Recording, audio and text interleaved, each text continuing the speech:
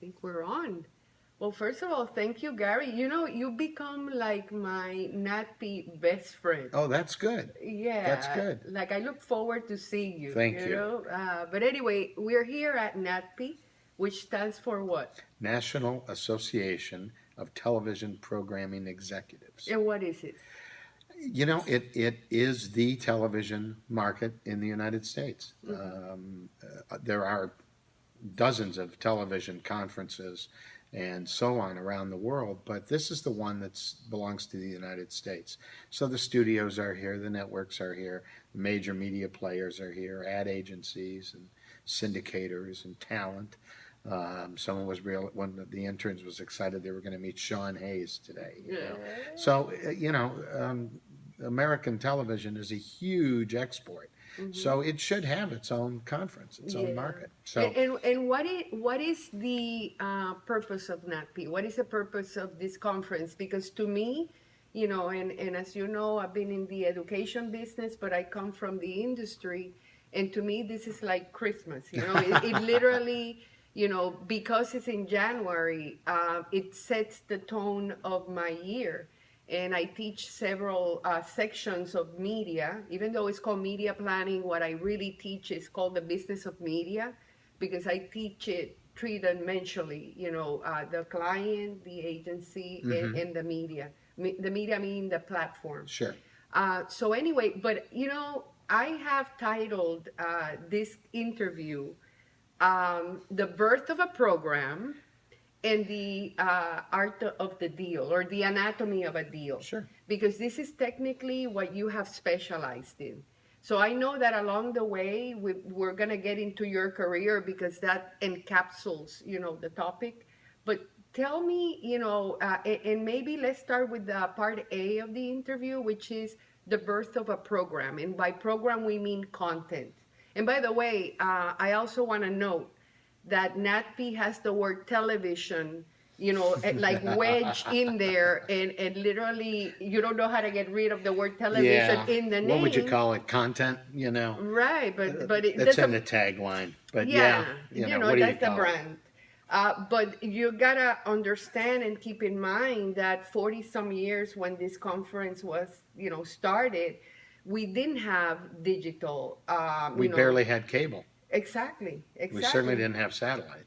So, the word television is technically the apparatus by which you receive content. But the word But television has to be. I think when someone says they're going to go watch television, it could mean any screen. You don't say I'm going to go watch content. Right, yeah, it sounds weird. Yeah. Yeah. Who are I'm you? going to go watch a program or television, meaning you're going to watch Netflix and chill or channel Right, surf or whatever cliche you want to use. right. So let's start with the part A of the interview, which is, how are programs born? Because we, as audiences, we're used to, as you say, plopping in front of Netflix and chilling, or your cell phone.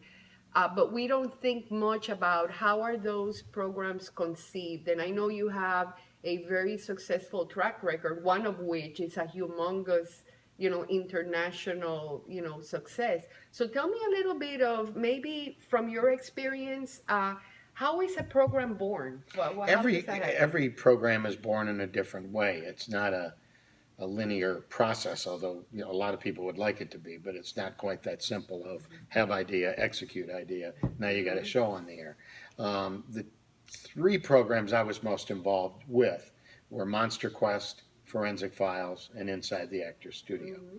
Monster Quest began when we had met a producer who had all sorts of contacts in the what do they call it? Cryptozoology. Mm-hmm. Yetis and New Jersey Devils and abominable snowmen and that sort of thing. So this was his niche. We were meeting with a cable network that said, we like doing specials that are tied into movies. Mm-hmm. And there was some, I know it was King Kong that was Mm-hmm. coming out.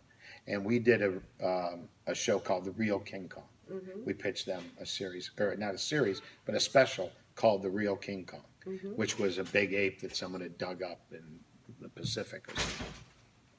So did so well as a special that the network came to us and said, "Can you make a series out of this?" So yeah, we went and researched all the different legendary monsters. There's Champ up at Lake Champlain. Wow. There's the New Jersey Devil, which is, I guess, famous. The giant squid, which actually, of all those episodes, you didn't expect to find a monster, but they did find a giant squid, which was pretty cool.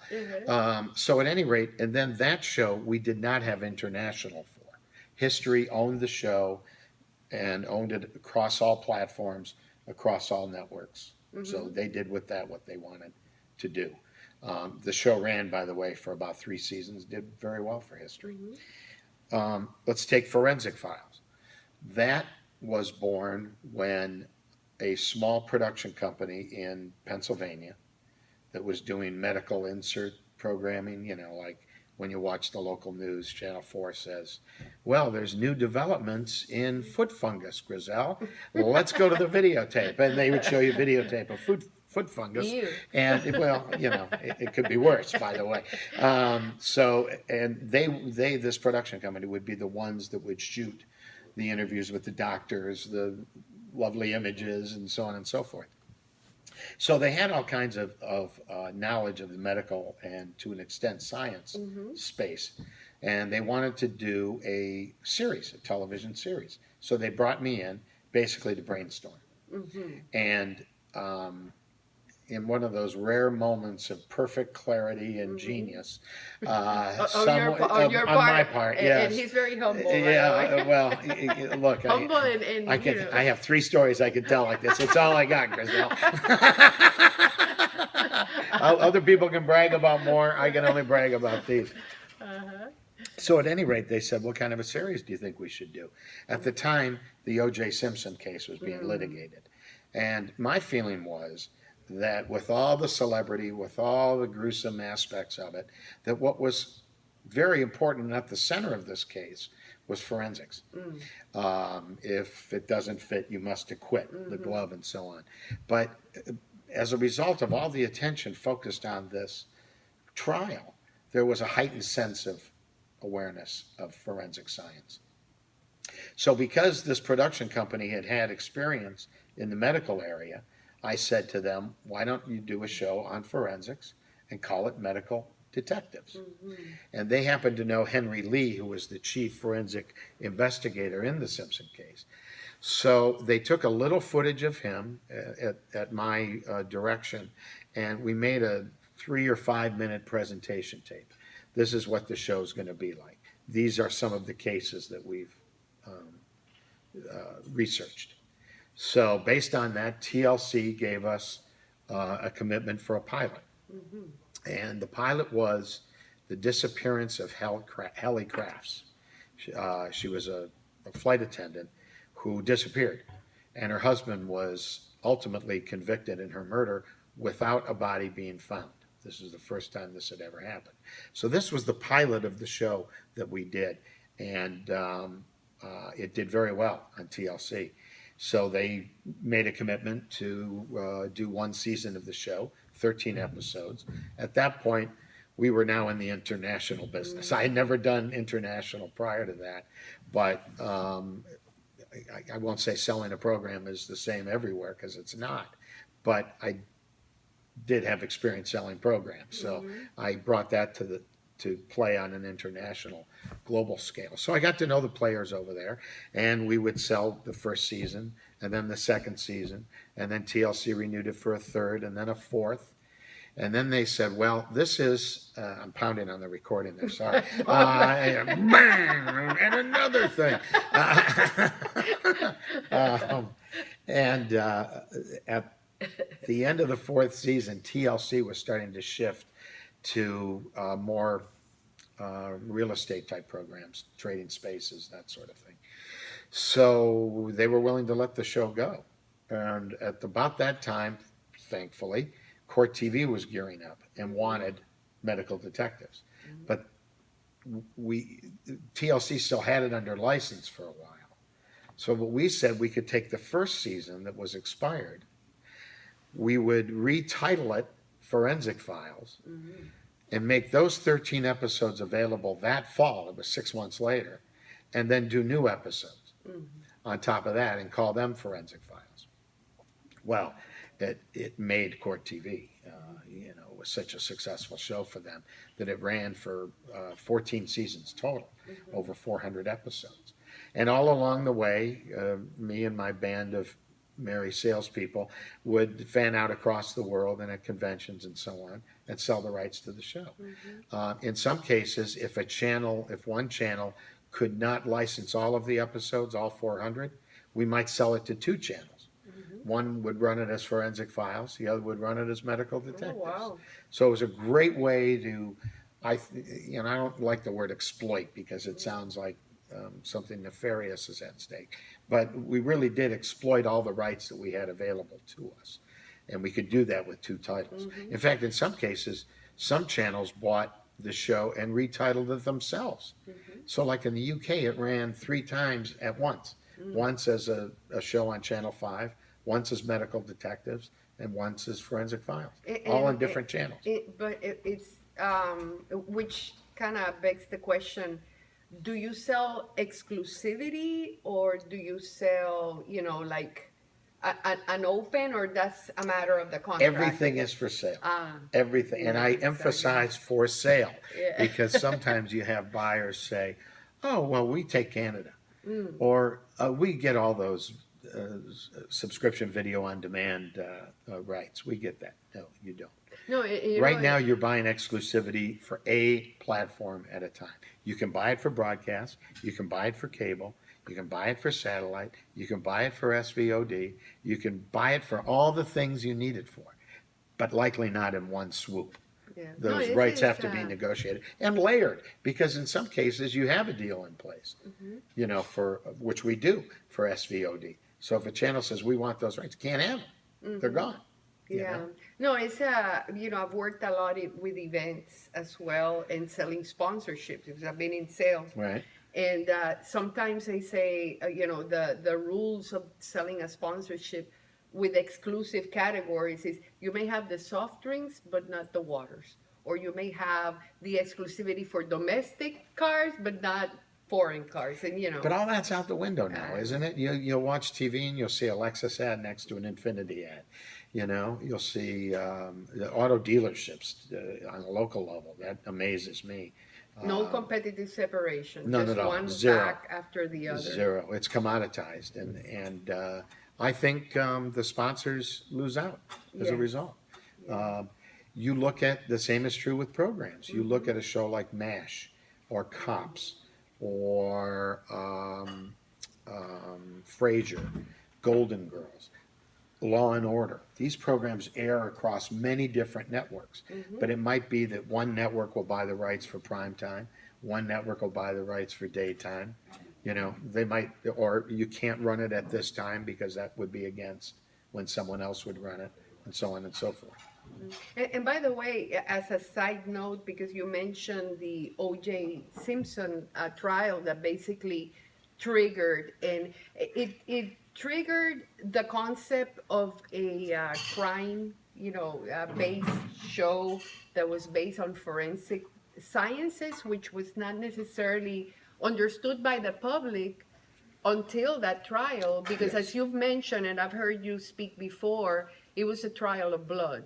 So that's what it boiled down to, Well, it was more than a celebrity thing. The celebrity thing was the vehicle by which people became more interested in forensics. And I also remember because I was working at that point in time on the agency side, being glued to the television. I had a TV in my office, watching from the chase to the trial to the verdict. And I believe, and maybe correct me if I'm wrong, that's what also opened the genre of reality television. Yeah, I would say following the crime as it unfolded was another tipping point. In fact, hardly any procedural crime show doesn't have some sort of chase scene in it, right? To evoke those memories. And to see it in real time was just mind-blowing. Yeah, but I would say that gave a new look to how you cover crime. Yeah, definitely. So and you also, so this is the birth of Forensic Right. Files, you know, but you also have another really interesting success story. So and it's you know, sometimes the content is there, you know, like it happened with Forensic Files, and there was enough files of forensics to merit putting it together into a show and Hmm. producing and, you know, taking it to market. But tell me about the other show that you have. Yeah, I had just hired a guy to help us out internationally, and he said, "Hey, there's an attorney friend of mine who wants us to meet with someone who has a TV show idea." And I said, "Well, what's the idea?" He said, "Well, it's a college professor, and he interviews alumni from his school." Did you Okay, say you were boring? I'll Are take we the. No, boring? you're not boring. I just wouldn't build a career around you. Okay. So at any rate, here was this professor who was going to interview ex students, and we took the meeting, and the professor was a professor in the arts area, and it turned out he was at the new school, um, which was the home of the Actors Studio. Mm. And the professor was James Lipton. You can see where the story's Yes. going. By the way, nice plug. I'd like to put in a plug for Inside Well, the Actors we're Studio. shooting video and we're doing the podcast. So for those of you visually, this is the best we could find Yes, in this humongous conference every that was expense was quiet. spared. Right. So, And if you hear people in the background, is that because we're sitting in an area that people are coming in and out and having lunch, right, correct? that's right. So anyway, continue. Yeah, so we met with Mr. Lipton, and he had already done, he had already shot one episode with Al Pacino, Mm.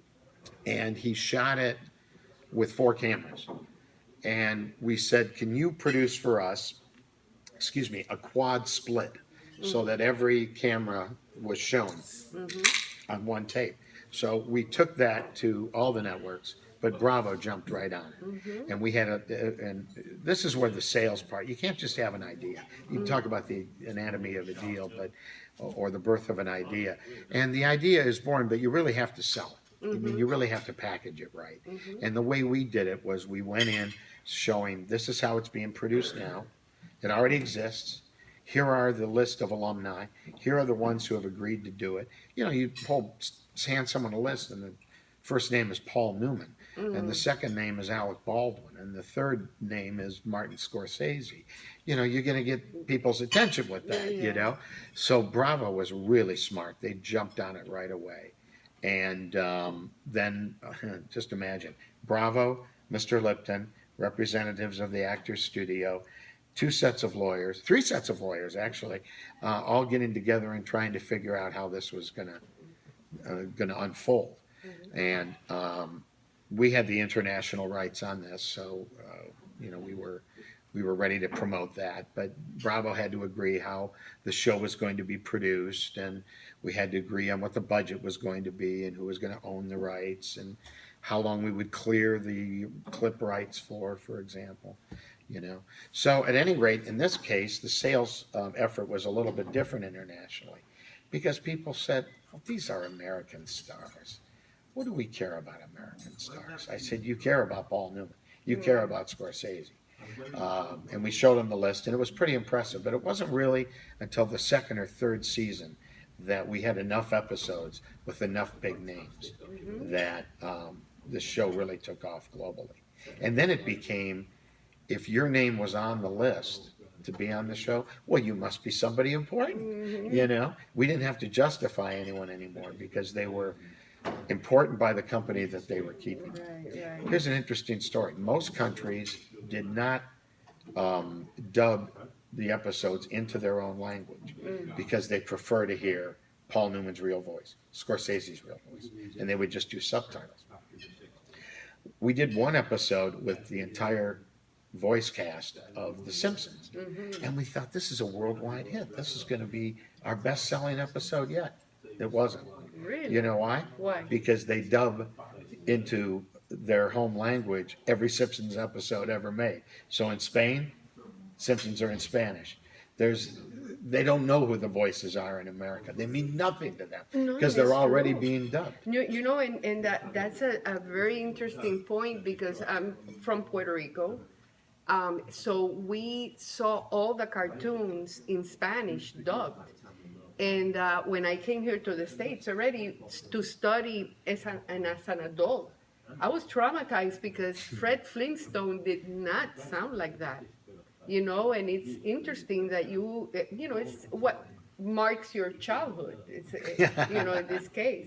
But really interesting. And you also said something regarding James Lipton, that he was probably the best interviewer you've Oh, ever. no one prepared like he did. He would the episodes in their heyday were rolling out every 2 weeks, and he would spend the 2 weeks in between the tapings watching every movie or every television series or listen to every composition that he could find. And every interview had some point where the guest would say, "How did you find that out? Where did you get that? Did you talk to my mother? Did you read my diary?" And there were so many of those moments, and none of the gotcha moments, that you see in lazy interviewing, or they weren't there. The guests weren't there to plug a movie or a project. So that's why the interviews were so good. They generally ran 3 hours long. Robin Williams' interview taping was 5 hours long, Wow. and they edited it down into 2 hours. But I really do think that Jim is the best at what he does. So then the second part of this is the art of the deal, which you've touched A little upon bit. a few concepts of that, but I know that you were mentioning, and I know you're gonna make a big announcement, so I don't know if you want to give it Yeah, away. let's not do it yet. Let's not do it yet. But by the time this is, Not necessarily. okay, it's gonna be out there Ooh, in it's so public. secret. It's gonna be out there in Yeah. public. But anyway, so technically, you take these shows, from creation, conception, and it's not the only thing you've done. You've also sold shows that have already been produced, Correct. and so. Third-party sales, we would call that. Oh, okay. So then it comes to the part, even though you've touched upon this, which is the sales aspect of it. And again, you've already touched upon this, but talk about, how do you negotiate? What's your secret sauce? Relationships, I think, are the secret sauce. I'll give you the secret sauce first, and then I'll give you the lazy negotiator question. Okay. Okay. The secret sauce is developing a relationship so that you can say to that buyer, "Look, here's what we have.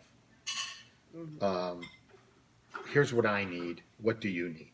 But before that, you've already developed credibility with that buyer because you know what they run. You know their schedule. You know their channel. You know that Saturday night is their crime night, so you're going to pitch them the show for Saturday night. And that helps with your relationship. Some of the biggest deals I've made were with a guy who used to be at USA and Sci-Fi Network. And we both had tyrannical bosses who wanted, get the most money you can, see? And Neil and I would get on the phone and say, "All right, what's he want today?" And we kept trying to make the other guy look good. And as a result, we did a fair deal for everyone. I think if you're honest enough with the buyer and they recognize the product and they don't think you're going to gouge them, and you're maybe willing to leave a little bit more on the table, in a negotiating thing, I think you develop a good reputation. At least I like to think we have. The lazy negotiator question. It's always the last question you ask before you do the deal. Is that all you got? That's true. Is that all you got? Because they might have a little bit more in there that they're holding back. Have you done that? Many, many times. Oh, okay. Many, many times. And if they don't have it, they don't have Right. it. And then you have to make your decision accordingly. I don't do well in ultimatums. I have had a buyer say to me, "Well, if you don't sell us this program because we really want it. You'll never do business with us again. Mm. And every time I say, pass. Mm-hmm. And they say, what do you mean? I said, I don't want to do a deal with you. Mm-hmm. Well, why? You have an offer on the table? Yeah, but you threatened me. Right. What kind of a relationship are we going to have if it's a take it or leave it? Make your best offer. I'll take it if I can. I'll try to make it better if I have to. But don't threaten me. Because I've been in business a long time. You're right. And it's not going to hang on this deal. No, that reminds me And I'm that. not a tough guy, Griselle. You know that. Yeah. But it's just... Well, you can be a tough guy. Well, I can be a tough guy because I spent 10 years living in Brooklyn. And we have a saying there. Yeah. Don't piss on my leg and tell me it's raining. Exactly. No, that reminds me of a scene in Bohemian Rhapsody. Oh, today they announced They got the nominated, Oscar. yeah. Yeah, and they announced the Oscars. So when I checked, not everything had been nominated yet. Uh-huh. But anyway, that scene where Queen is in front of the lawyer, played by Mike Myers, and he goes, "You're gonna be known as the guy who let go of Queen." Like, yeah. you'll never do.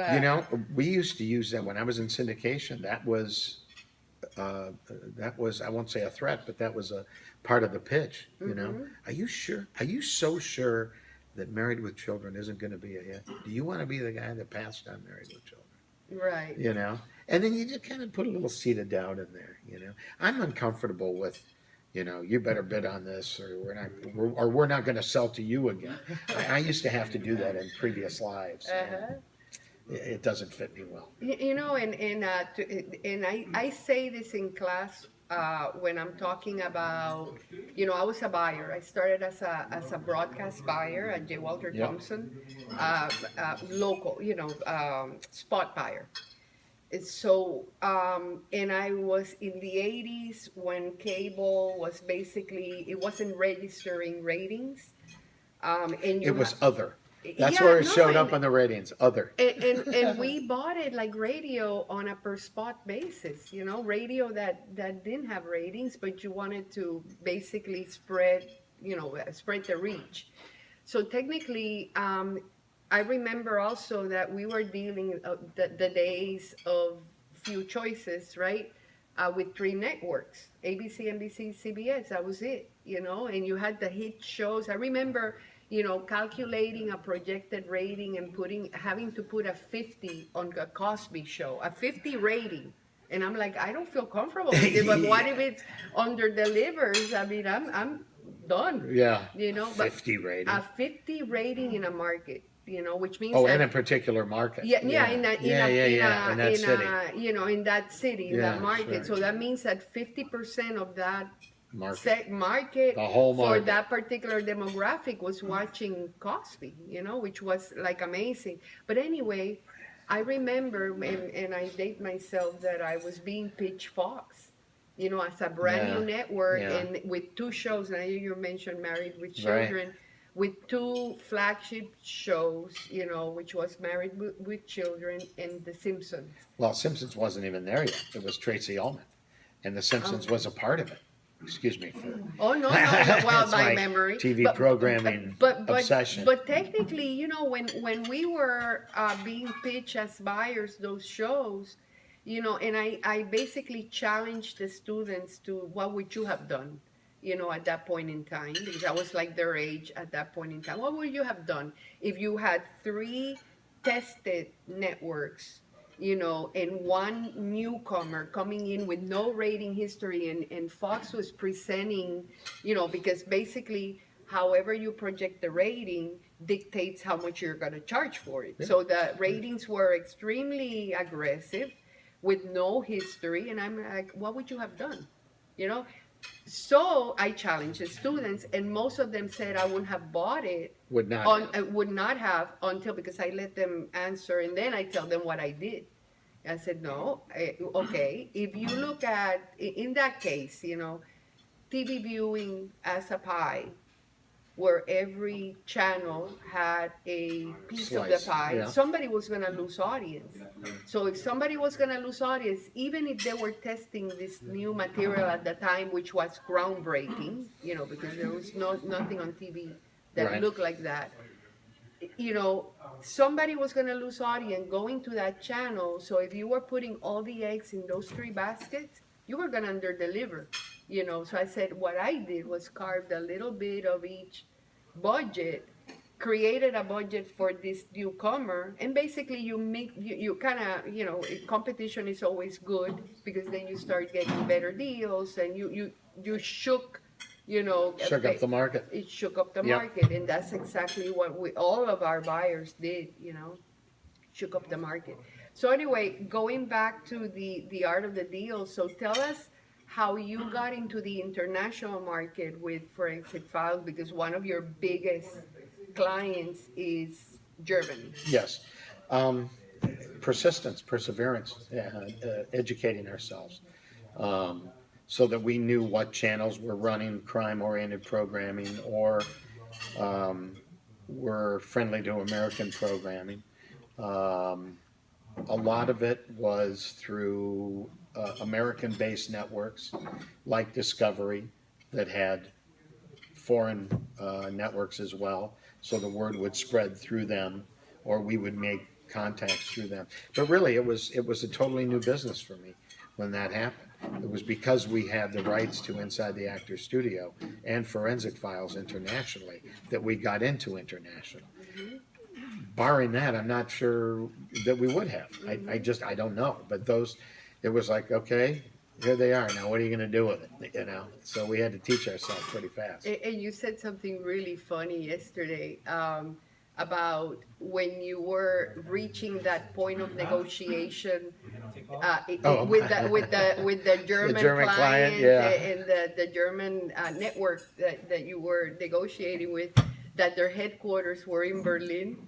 And every time you could not go higher because it required an upper management decision. And he would have to go to Berlin It to said, present there." before the board. He said, "Gary, don't make me do that." Yeah, so So- that became like the you know, the lamppost. And Yes. it's like if you have to go to Berlin, then If the buyer has to go to Berlin, figuratively or literally, if they have to go back to the well too much, you're going to wear out your welcome. You know. As a result, by the way, that was 15 years ago, and the channel was Vox in Germany, and we still have a terrific relationship with this guy, who now runs a news channel over there. But you know, I see him once or twice a year. We're great friends because we were honest with each other. Right. Because I said what we needed, and he said, "Here's what I can do."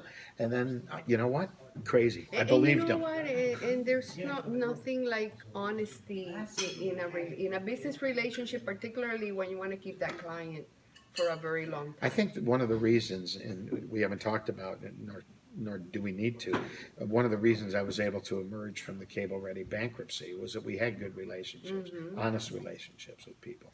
So they knew if we were going through a hard time, it wasn't manufactured, you know, Right. that something really legitimately bad had happened, and we were doing our best to climb out of it. You know, someone once said to me, "Boy, you sure wrote the book on how to go through a bankruptcy."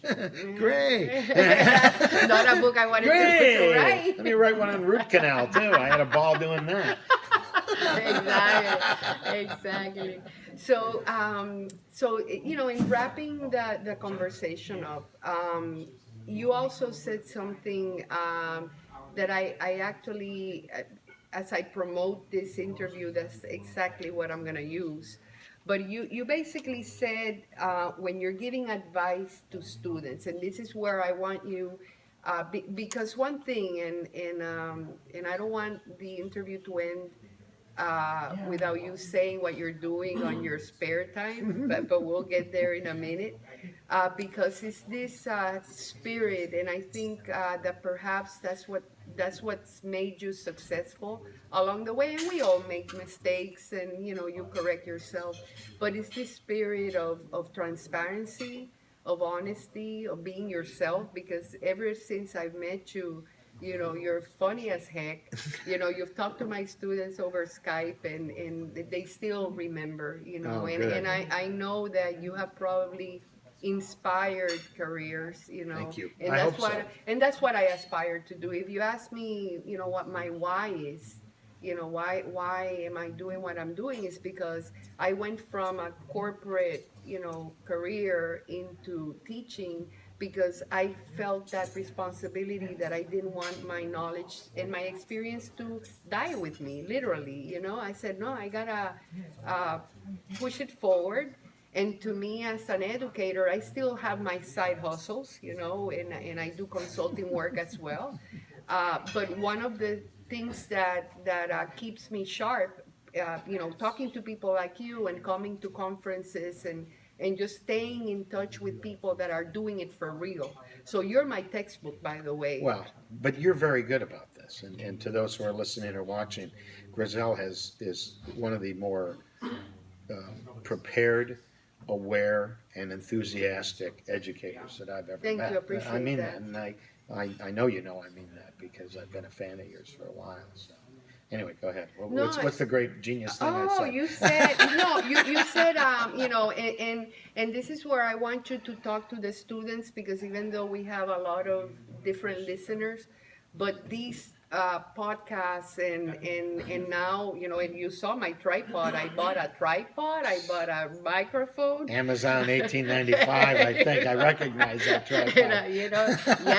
And I'm gonna give them If you like this tripod, you may you like should try this that. plug. Yeah, exactly. You get the whole kit. But anyway, but one thing that I would like for you to speak to, and in wrapping up, is that you said something yesterday as an advice to the interns that were in the room and to students, but I think this also transpires to business, that you're either making somebody money, saving them money, or solving a problem. And I think that's, even though you probably have lived it, it's genius. To basically encapsulate it into that Well, thank you. sentence. I'm absolutely positive I'm not the first person who's ever said it, I know, but you I'm claim it. certainly, repeating it as often as I can because it makes perfect sense. And I don't care if you are a student coming out of college, if you're a salesperson trying to sell something, if you're interested in getting to know a company better, or an informational interview or anything like that. People just want to know how you gonna help me. They don't care whether you know a lot of people. They don't care whether you're a people person, whether you're going to give 110%. That's all fine, and it's great to show your enthusiasm. But what I'm really talking about here is something tangible that the employer, that the client can grab onto. Have you made me money? Have you saved me money? Or are you going to solve a problem?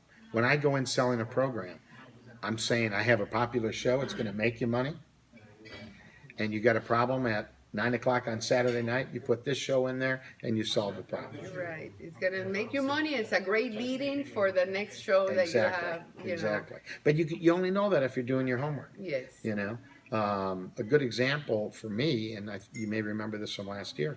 Our son drove out to Denver to make his way in the world, and was doing all kinds of interviews, and he ran across one that he had in the back of his mind the mantra that I had ingrained in him, and he said to the guy, "So tell me about your business. You're in a new growing industry. Where have you had any issues?" The guy said, "Well, that's a good question. We don't quite understand the Oklahoma territory."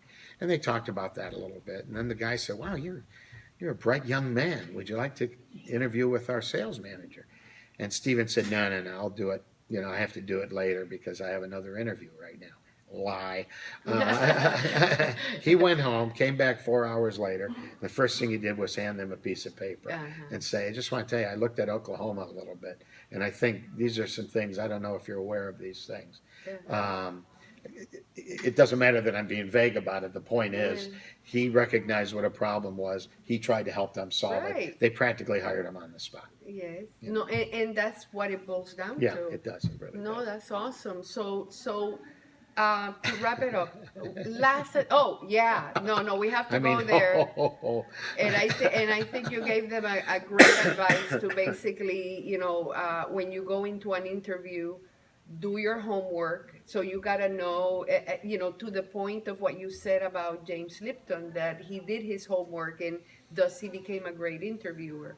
So that being said, do your research and basically come with some level of how can you add to the bottom line. Exactly. How can I add, what do I add to the party? Right. So just to wrap up, tell me about The Santa Claus thing? the Santa Claus thing. Um, a bunch of years ago, or not a bunch of years ago, a couple of years ago, I read in a magazine, AARP magazine, but anyway, you Wow. don't read it, I know. No, I do. Don't admit it. So anyway, it said things to do when you have extra time, and my work with forensics files is a full-time job, but not a full-time job. So, it had things like be a greeter at Walmart or be a docent at a museum. We don't see Gary being a docent at a museum. So it was things like that. And the last one was be Santa Claus. And I said, I've never really been a skinny guy, and I certainly have white beard. Let the beard grow a little bit and see what happens. So I let the beard grow. I looked into educating myself, and I took an online class on how to be a Santa Claus. And then I ended up being the Santa Claus. I mean, it's really that simple. And I do it for kids and adults and for money, but mostly for volunteer. And it's the most wonderful thing. It has made me a different person. It truly has made me a different person because no one really wants to see Santa Claus get pissed off about something, like bad traffic or something. So, trying to maintain that. Very well. Santa is an acronym for Simply Act Nicely to All. Did you come up with that? I did not. My Okay. Santa mentor did. Well, Gary, thank you so much Always a for your pleasure. time. I know that you're, as I was saying, very generous with it, and interact with our interns, and you go in there and talk to them because they're a lot of them are starstruck from everything that they're hearing and seeing. Sure. So thank you so much because okay. I think this is gonna It's always a carry, pleasure. yeah, this is seeds that we're not gonna necessarily see or hear about, but I know we're planning. So thank you for Great. your You're time. welcome. Thank you. They kicking us out? Hey, I Dan. had to follow Lico in front of those.